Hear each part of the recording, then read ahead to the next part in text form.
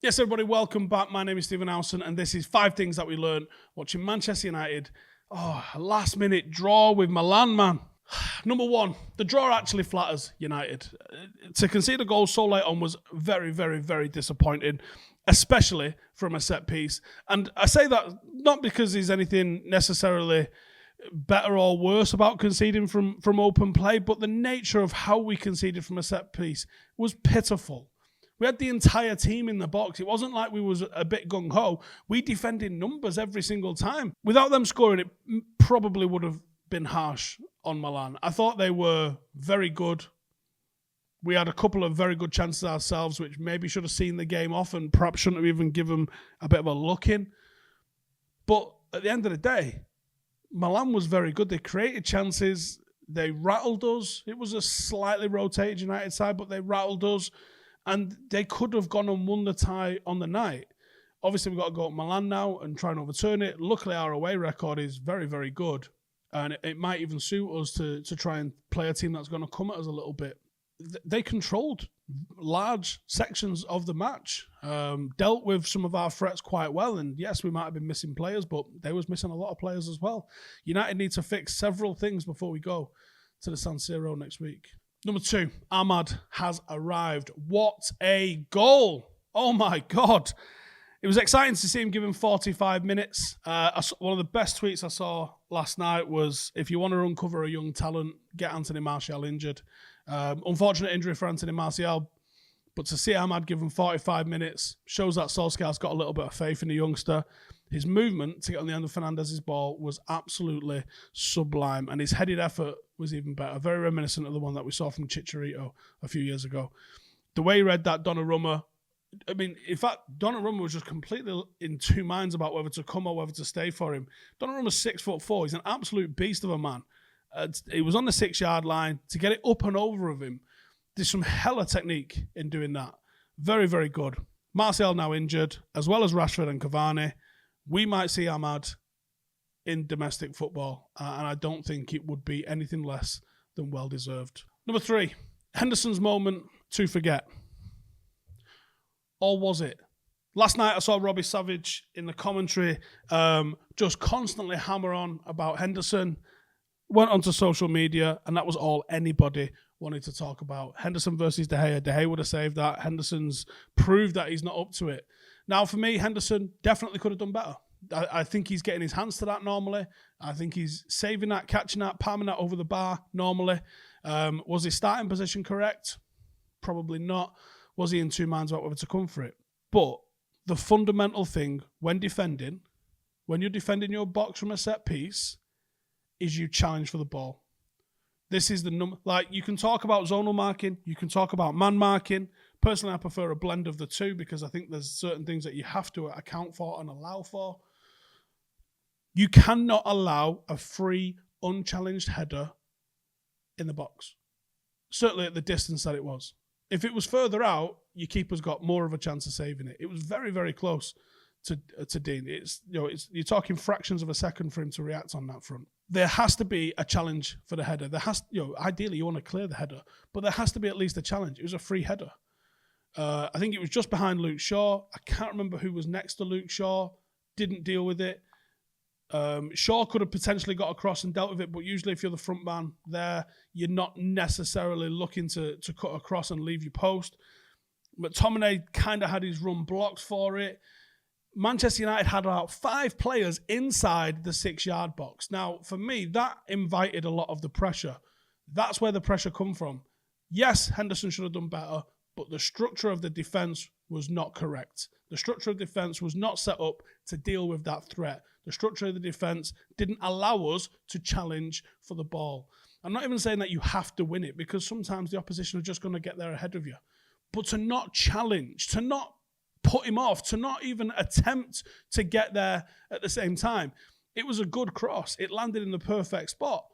But you can see the arc and the flight of the ball. Who's getting on the end of that? Who's challenging that player? Who's almost risking a penalty to get your head in front of him or take him out? It was too easy of a header. Far too easy of a header. So while, yes, I think Henderson could have done better, The rage needs to be directed at the fact that United have conceded from yet another set piece. This is eerily similar to the ones that we saw against Southampton. It's eerily similar to the ones that we've seen multiple times this season. It's not necessarily about the goalkeeper in this scenario. It's about why are we allowing free, unchallenged headers in the box. Number 4, we are in an injury crisis.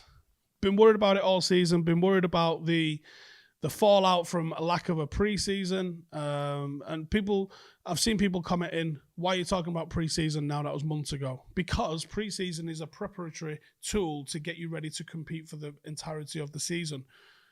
So many times, I mean, there's not been any scientific studies on it because it's such a niche thing to look at.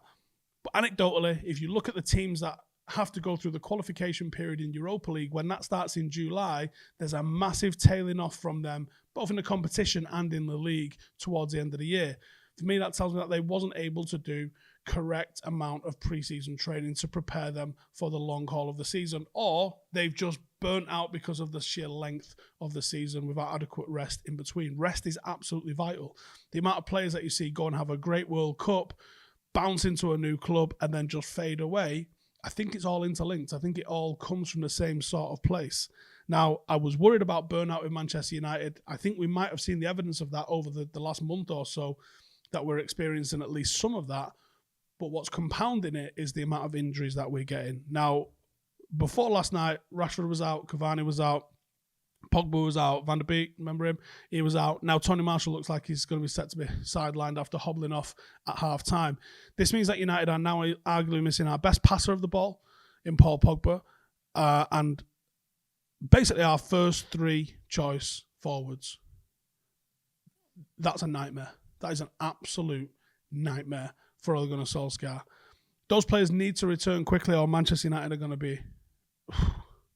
We could easily fall out of the top 4. I wouldn't think top 4 is anywhere close to being secured. Yes, there's a little bit of a buffer between ourselves and that 4th place, but it's not going to take much. And you can be out of there in 2 or 3 games if everybody else is winning around you. This is it's getting to the meaty part of a season. March and April is where things are won and lost. And United need to be careful because we've got some pretty tricky fixtures coming up that we can't afford to drop points in. And number 5, we've got a daunting trip ahead. It's always a tough tie against Milan. And it's going to be tough going to the San Siro knowing that we have to score before any defensive lapses can take place. That's daunting because United have got errors in us. And we've got errors in us when we've got our full strength side out, let alone when we've got a rotated and a weakened side out. If we fail, or when failing to win the first leg at home, United have been eliminated from 6 of their last 8 ties in European competition. It doesn't help that next week's second leg is wedged in between 2 big games with West Ham and Leicester in the league and in the cup. United simply have to show up and replicate the away form that we've seen. Has been scintillating. 22 games now. Otherwise, we're going to be facing an exit at the round of 16, and nobody wants that. This United team is capable of doing good things in Europa. I think a lot of United fans seem to be pretty happy that we could rotate and maybe focus on the league. And I would be sort of in that camp as well, to be honest. I get torn. On one hand I go, I want to win everything. On the other hand I go, we haven't got a squad to win everything. And we're going to be judged on our league form. We're also judged on the fact that Ole hasn't won a trophy as a Manchester United manager, which is a stat now. He's been here 3 years. Well, he's not. He just hasn't. He's not been here 3 years. He's been here like 2 years and a couple of months. It's not 3 years. But United are now on our longest winless, trophyless run in a long time. So you can see the demand for trophies. But the League Cup, the FA Cup, didn't save Louis, didn't save Jose, nor did the Europa League. It's all about the Champions League qualification because that's what our owners are. Like it or lump it, that's what they value the most. So that's where Ole will be judged. So quite rightly, Ole should, to keep himself in the job, focus on those sorts of things while continuing to build a team that might be able to compete on those multiple fronts. But it's a tough ask. Righty, that is it from me. Before you go, I just wanted to say, we've got a few programs left. We're completely sold out now of shirts. There might be a handful of home shirts for Paddock FC. The away shirts are now done. If you didn't get one, you'll have to wait until next season's kit comes out. Although the loot boxes, those of you who got loot boxes, they are finally right there behind the camera, ready to go out. They'll be going out pretty soon. But what we do have is we have our very awesome programs. I don't know if you've seen these. These are the programs that we've had. We had a different design done for every single one, and they're absolutely sick. We've got a few of these still left. If you would like these, might be a collector's item one day when we reach the dizzy heights of Northwest Counties. Or maybe we were playing in the FA Cup one day. But if you'd like them, there's actually some really good info in them, some really good articles about different stuff, not just about what's going on with Paddock, but also some guest posts that people have wrote for us, a little bit of look on the analysis and all that kind of stuff. So if you want one of those, we'll throw the link in the description. We can get them posted out to you if you fancy one. And they're only £2.50. So if you fancy them, and as it says there, football without fans is nothing. Ironically, this ended up being a game behind closed doors. So if you would like a programme from a game that no one got to see, although it is on YouTube, then go check it out. But cheers for tuning in. Make sure to subscribe if you're new. We interviewed Ruud van Nistelrooy this morning for 5. That's going out next week. You need to see that. But go and check out them programmes and get yourself one. See you in a bit.